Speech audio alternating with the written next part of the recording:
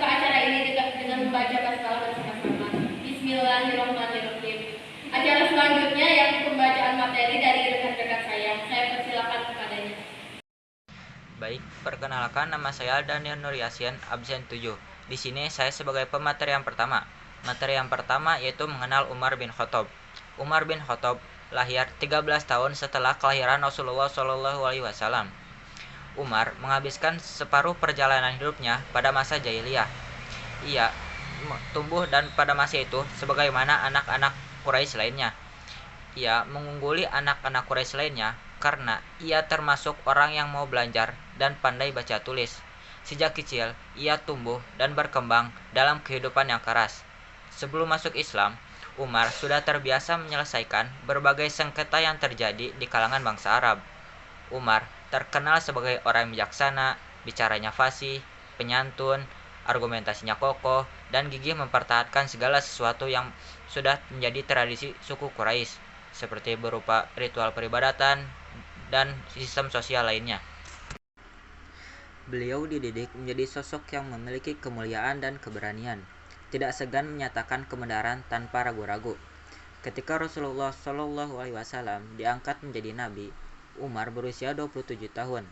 Pada awalnya, dia tidak mau menerima kebenaran risalah ini, hingga ia memusuhi Islam sampai banyak kaum muslimin yang menderita akibat ulahnya. Ketika peristiwa hijrah ke Habasyah, Umar melihat kaum muslimin sangat memegang teguh keyakinan dan begitu siap menanggung beban penderitaan karenanya, bahkan kalaupun harus berpisah dengan tanah kelahirannya. Semua itu mendorong dirinya untuk membuka hati mendengar seruan dakwah Islam. Terdapat banyak pendapat tentang bagaimana Umar bin Khattab masuk Islam, tetapi semua itu tidak terlepas dari doa Rasulullah SAW yang seperti ini. Ya Allah, muliakanlah Islam dengan orang yang paling kau cintai dari dua orang ini, dengan Abu Jahal bin Hisham atau dengan Umar bin Khattab. Hadis riwayat Tirmidzi. Doa Rasulullah SAW inilah yang menjadi faktor utama Umar masuk Islam.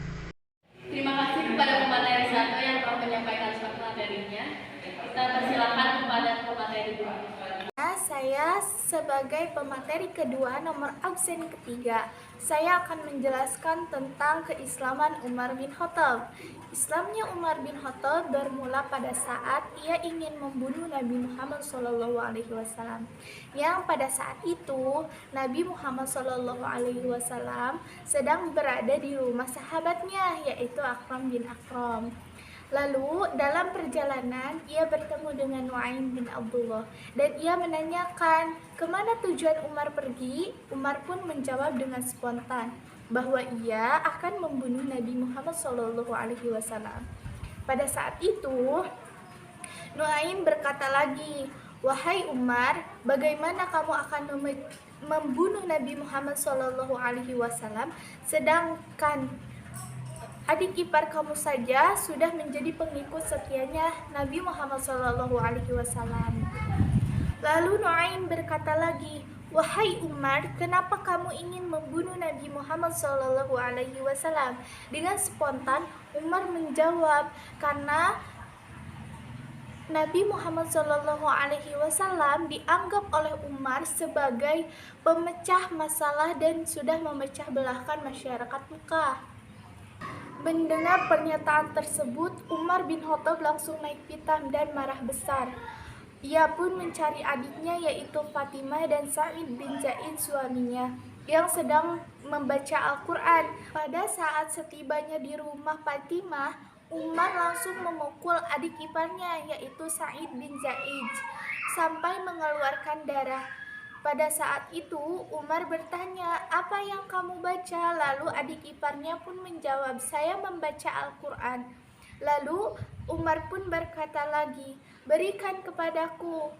Fatimah pun menjawab, "Tidak, nanti kau akan hinakan Al-Quran." Umar pun menjawab, "Tidak, aku berjanji." Mendengar janji dan keputusan Umar bin Khattab, akhirnya Fatimah memberikan mushaf atau lembaran Al-Quran yang sedang dibacanya.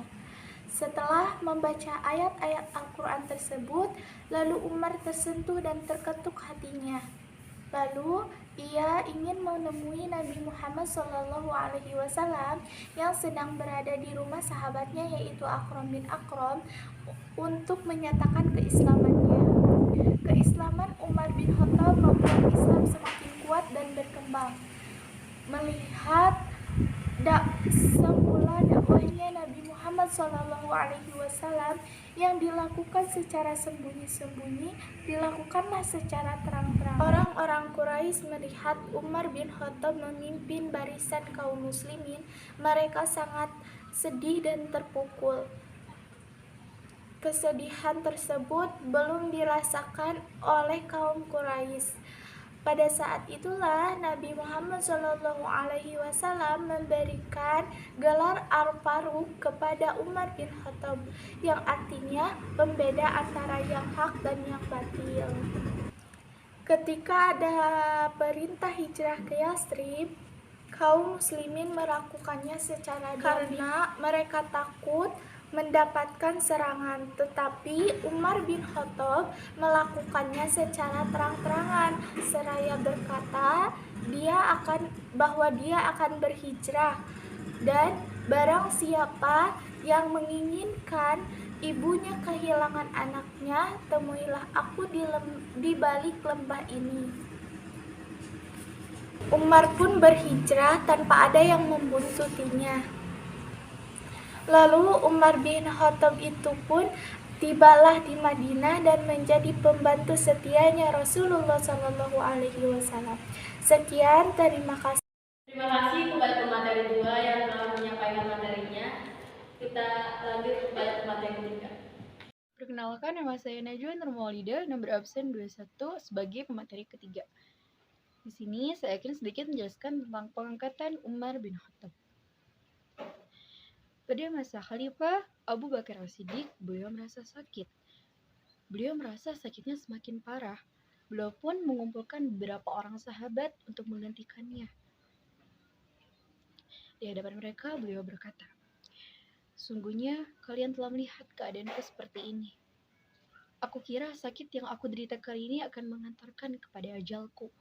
Untuk itu, hendaklah kalian memilih orang-orang yang kalian sayangi untuk dijadikan pemimpin. Bila kalian memilihnya selagi aku ada, itu jauh lebih baik agar kalian tidak berselisih semeninggalanku. Itulah yang dinamakan wilayatul ahdi. Semua orang berhak menjadi khalifah. Orang dibiarkan begitu saja tanpa pesan atau wasiat pengangkatan seorang menjadi khalifah, maka kesatuan dan persatuan yang terwujud atau telah terbentuk akan terancam." Para sahabat pun bermusyawarah. Namun, tidak ada satu orang sahabat pun yang bersedia. Kemudian, keputusan pun dikembalikan kepada Abu Bakar. Dalam hal ini, Abu Bakar memanggil para sahabatnya untuk meminta pendapat tentang mengenai sosok Umar bin Khattab. Semua sepakat bahwa Umar bin Khattab adalah orang yang tepat untuk dijadikan khalifah selanjutnya. Ketika keputusan atau pendapat ini sudah bulat, Abu Bakar memanggil Utsman bin Affan untuk membacakan wasiatnya kepada kaum muslimin. Ia berkata, "Sungguhnya aku telah menunjuk Umar bin Khattab untuk menggantikanku atau menjadi pemimpin kalian. Hendaklah kalian mendengar dan mematuhinya. Hendaklah kalian berbuat kebajikan. Jika ia bertindak adil, maka itulah dugaan dan sepengetahuanku mengenai dia. Jika dia bertindak aniaya, maka setiap orang akan mendapatkan balasan atas apa yang telah mereka perbuat atau kerjakan. Sungguhnya aku telah menunjuk Umar bin Khattab untuk menjadi pemimpin kalian. Maka dari itu, hendaklah kalian mendengar dan menaatinya." Para kaum muslimin pun menjawab, "Kami dengar dan kami taat." Umar bin Khattab memulai memegang kekhalifahan pada hari Selasa tanggal 22 Jumadil Tsani pada tahun 13 Hijriah atau bertepatan dengan 13 Agustus tahun 924 Masehi. Beliau wafat pada tanggal 3 Zulhijjah pada tahun 23 Hijriah pada masa kepemimpinan 10 tahun, 6 bulan, 10 hari. Sekian, terima kasih. Terima kasih kepada pemateri 3 yang telah menyampaikan materinya. Saya silakan kepada pemateri 4. Assalamualaikum warahmatullahi wabarakatuh. Saya Rizda Oktavia, saya sebagai pemateri 4. Substansi dan strategis dakwah Umar bin Khattab. A. Mengatur administrasi negara dengan cara mencontoh administrasi yang sudah berkembang di Persia. Umar bin Khattab membagi pemerintahannya menjadi 8 provinsi, yaitu Madinah, Makkah, Syria, Jazirah, Basrah, Kufah, Palestina, dan Mesir. B. Mengeluarkan undang-undang. Pada masa Umar bin Khattab diterbitkanlah undang-undang dengan mengadakan kebijakan peraturan perundang-undangan mengenai ketertiban pasar, ukuran dalam jual beli, dan mengatur kebersihan jalan pasar. C. Membentuk departemen.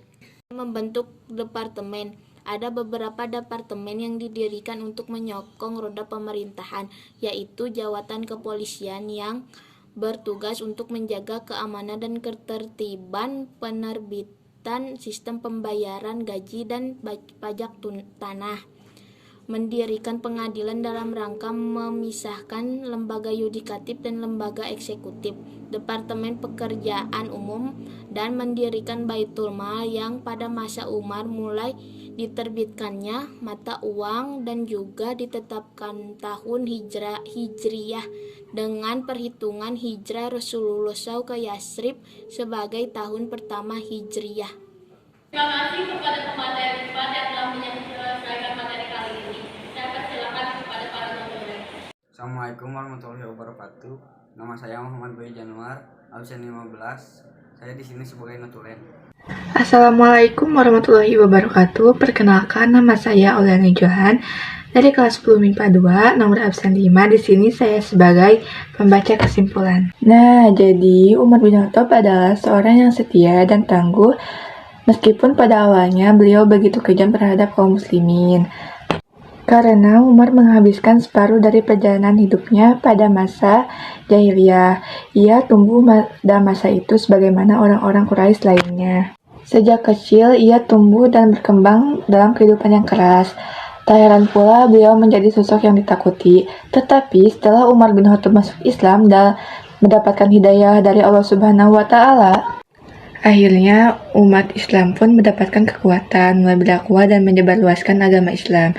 Hingga pada suatu masa Umar bin Khattab ditunjuk menjadi khalifah selanjutnya. Setelah Abu Bakar dan menjadi penerus umat Islam agar tidak ada perpecahan dan kemurtadan kembali, selama kepemerintahan beliau semua berjalan lancar dan teratur. Karena Umar bin Khattab merupakan orang yang sangat disegani banyak orang, bahkan orang-orang kafir Quraisy. Sekian acara